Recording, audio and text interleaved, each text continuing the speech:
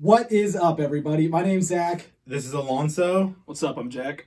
and today we are going to be trying out a new segment where we talk about an album that changed our life. So, the first album that we're going to be talking about today is Meteora by Linkin Park. For me, this album, I think as a kid, really opened me up to heavier music. At the time, you were getting a lot of butt rock stuff like Trapped, Nickelback, and then you had Linkin Park that came in and really disrupted that scene. It was unlike anything you had heard at the time. And me being 7 years old in 2003, I remember my mom actually gifted me this album for my birthday or for Christmas or something like that, which I think is kind of funny if you look back through the lens of now, because I don't see a lot of parents gifting their children the new Bring Me the Horizon album or the new Architects album. But at the time, that was pop music and that was what was on the radio. So it's kind of funny looking back at that and thinking of my mom giving me kind of a metal album when I was a kid. This album was a total genre bender, and I think that really led me to dig more into metal and metalcore and kind of new metal, along with hip-hop, which I ended up getting into a lot more in high school. But this album blends those two elements perfectly. The production on this thing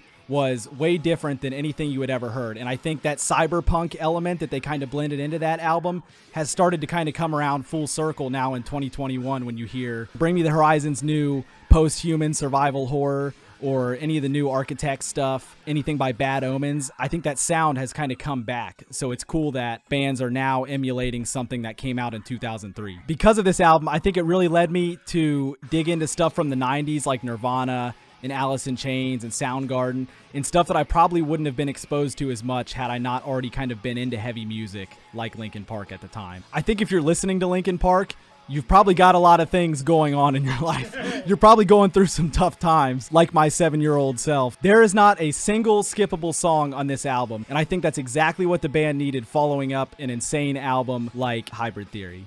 I don't know that I would be doing anything I do today, music-wise, without this album. For today, I'm going to be doing the album Morbid Stuff by PUP. This album came out at a very pivotal point in my life.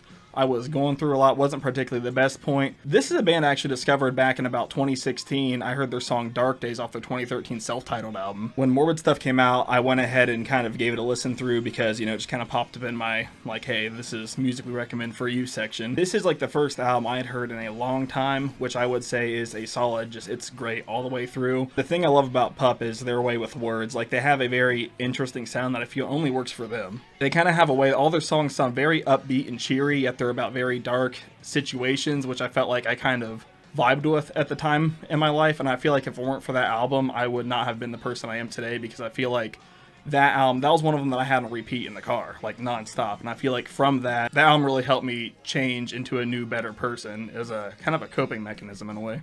PUP, for me, I feel like it kind of inspired me to get more into the indie punk scene in general. I'd been listening to punk for a little bit at the time, but never really delved too far into it quite yet. I definitely got more into bands such as Modern Baseball, and then the drummer of Modern Baseball has a band called Steady Hands. I got pretty deep into them as well, right around the same time as I was getting into PUP heavy.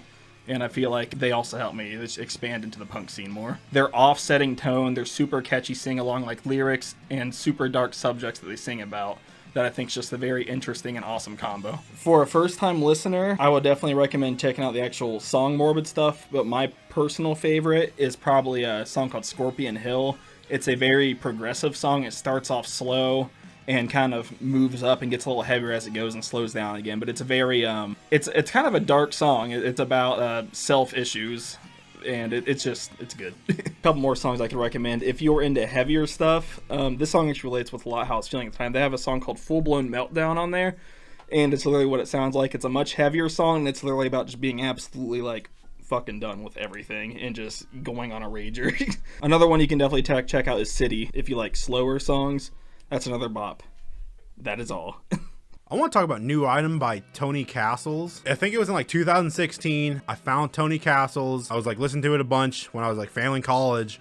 And it was just something that made me super happy listening to it all the way through, because I don't think I was in the best place in life at the time. But with that being said, I think it really inspired me musically, because all the songs sounded super different in comparison with anything else. There's a song called Even Though, and it just makes you want to move and dance and stuff. And I think it was also kind of my introduction into indie rock. I don't want to use lo-fi necessarily, but it's a good word to use would be pure. Just super guitar driven, really fun licks they use, and just like interesting chording. That's something that always catches my ear. Personally, like as a songwriter, I always like finding maybe like major seventh or major ninths and stuff like that. I think just in general, they're a really fun band. I remember listening to them, and then immediately after I found the band like Surf Curse. Another point I want to add, it's their only album. I think on SoundCloud I found a song called Black Girls in Dresses. It's super chill, super peaceful, and like the ending of the song is it's peacefully chaotic is the way I would describe it. That's like all their music is peacefully chaotic, super fast, upbeat. When it's slow, it's nice and slow, and they know how to emphasize important parts of the songs. Something else I really appreciate, the guy that sings in the band, I don't know his name, but he's like falsetto the entire time for like a man's voice. It's so high pitched, and it's so incredible how he uses it. Hey, you want me to smash this beer on my head? Never mind, I can't do it. I'll fuck up. No, that's what I did. I cut my lip open because I fucking missed. You're not in frame at all. Yeah, I know. You did all that for nothing. And you got it on the screen. Oh no, I really can't. I'm not gonna do it. I'm sorry. I'm backing out. Bye. Have a beautiful time.